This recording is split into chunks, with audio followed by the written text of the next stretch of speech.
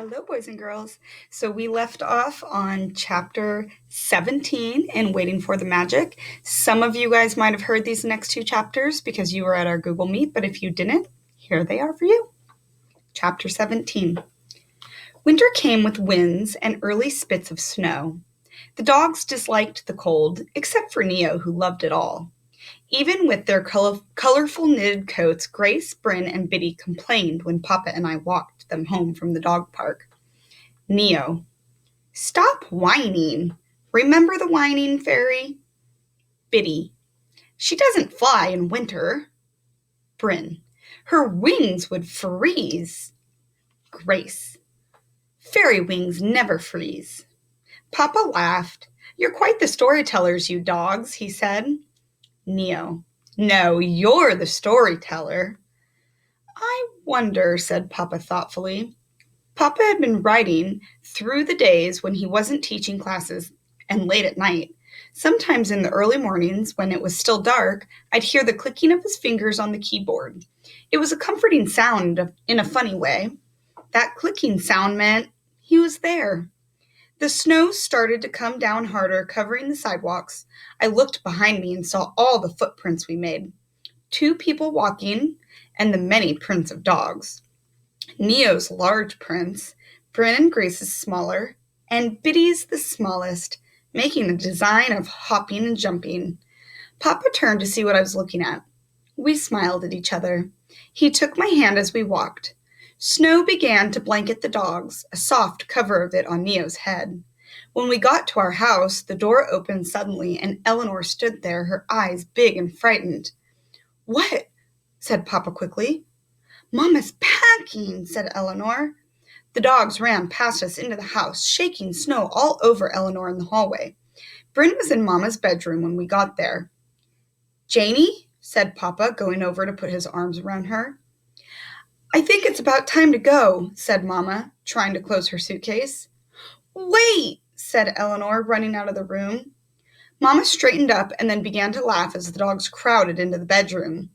Eleanor ran back into the room with her see-through fairy wings. Take these with you, said Eleanor. You won't forget me, and Weenie might like them. I won't forget you, said Mama, giving Eleanor a hug. We'll leave them here until he's old enough, and it is not going to be Weenie. Gran and Grandfather stood in the doorway. Would you like a few more people in here? Said Grandfather. Come, everyone, said Gran. Let's leave Janie and Joe for a bit. We'll see what's in the kitchen for dinner. We followed Gran and Grandfather out of the bedroom and into the kitchen. Grandfather peered into the refrigerator. What is this? He asked, holding up Marvelous Murphy's alternative dinner. Marvelous brought it, I said. It has flowers in it, said Grandfather. He took it over to the trash and dropped it in. Oops, he said. Neo. Good job. Thanks, Neo, said Grandfather. I'd never heard Grandfather talk with the dogs before. He saw my look. They, the dogs, are very good conversationalists, he said. Better than most humans. True, I said. What about pizza? We can order it delivered. Yay, said Eleanor. Biddy. Could we have anchovies? Grace, Bryn, and Neo. No. Mama and Papa came into the kitchen to say goodbye. Mama hugged me. It's fine, William. Soon I'll be home again. I'll call you, said Papa. Lula came into the kitchen and rubbed against Mama's legs. Bye, dogs. Bye, Lula, she said. Thanks, Mom and Dad. Go, said Gran. I'll have the baby blanket finished by the time you get home. She will, you know, said Grandfather. And then they were gone. Eleanor and I and the dogs watched through the front window as they drove off into the snow. There they are, off to the hospital. It's okay, Eleanor, I said, not really believing my own words. I know, said Eleanor, but she leaned against me until the dogs told us it was time for their dinners. We ate our pizza. It was growing dark now. It seemed a long time ago that Papa and I had walked the dogs in the snowy park. Can I sleep with you? Eleanor asked. She wore her white nightgown with brown rabbits all over it. Yes, I told her. Gran knitted away in the living room, and Grandfather read the paper with Biddy on his lap. The news is not very interesting today, said Grandfather to Biddy. I'll read the comics out loud. Biddy. I can't laugh, you know. That's all right, said Grandfather. They aren't that funny anyway. It was very late. Everyone was asleep but me. Gran and Grandfather had gone to bed in the guest room.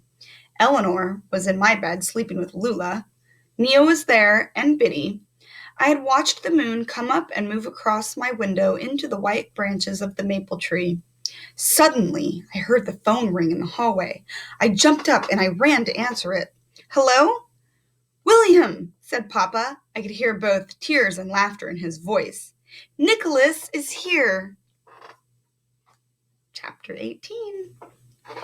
It was morning. No dogs, no cats, no Eleanor in bed. Sun fell across the yard outside. I could smell breakfast smells. In the kitchen, Gran and Grandfather were cooking breakfast. Eleanor sat with Lula on her lap. Neo, Grace, and Biddy were being fed snips of bacon and toast. Where's Papa? I asked. Gran put her finger to her lips and pointed to the bedroom. I walked down the hall to the door of the bedroom and saw Papa in bed. Bryn stretched out beside him. I smiled at them and backed out of the room and went to the kitchen. You heard the news? Said Gran.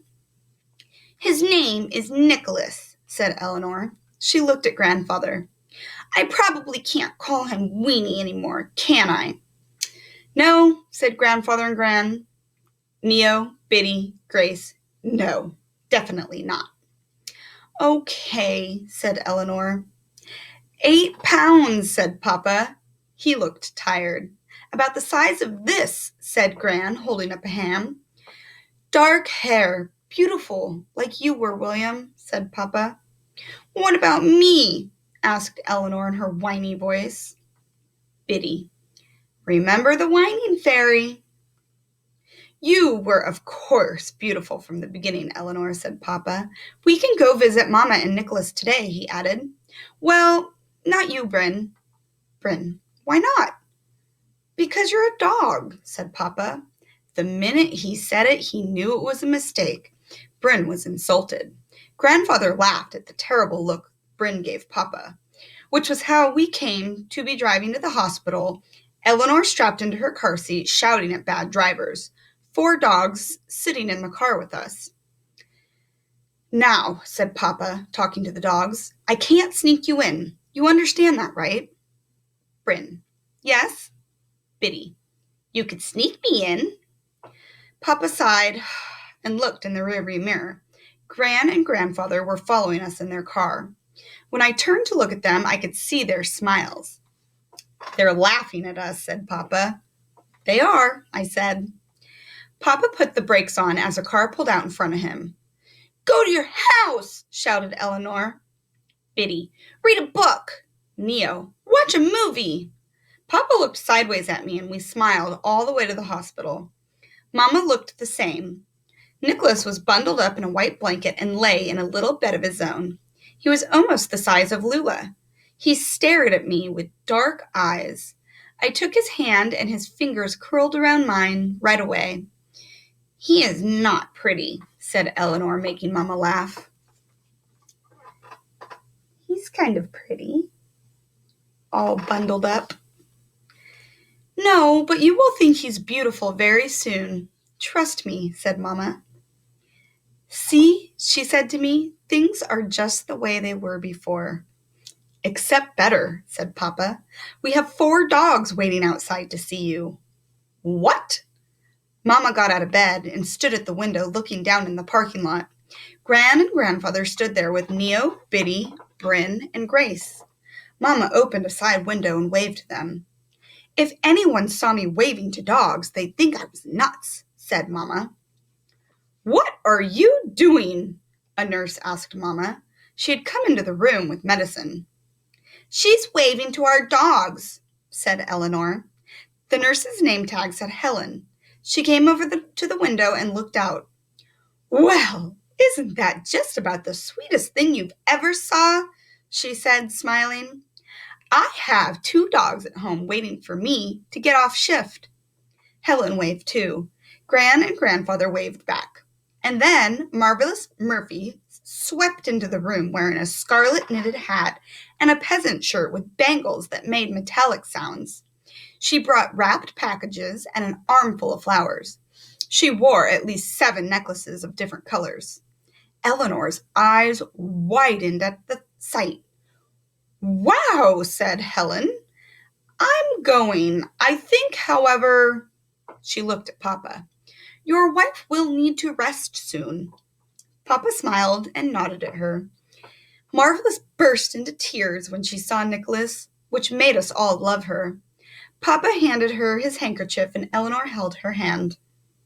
Helen left, waggling her fingers at us and rolling her eyes the way Papa said Grace might do one day if she learned how. Soon Marvelous would leave. It would be peaceful and quiet. I could relax without the funny feeling in my stomach that something more would happen. Chapter 19. Okay, boys and girls, I will record the next 2 chapters and I will put them on our Google Facebook, Google Classroom, and then I will read these next 2 chapters tomorrow at our Google Meet. I will see you tomorrow morning.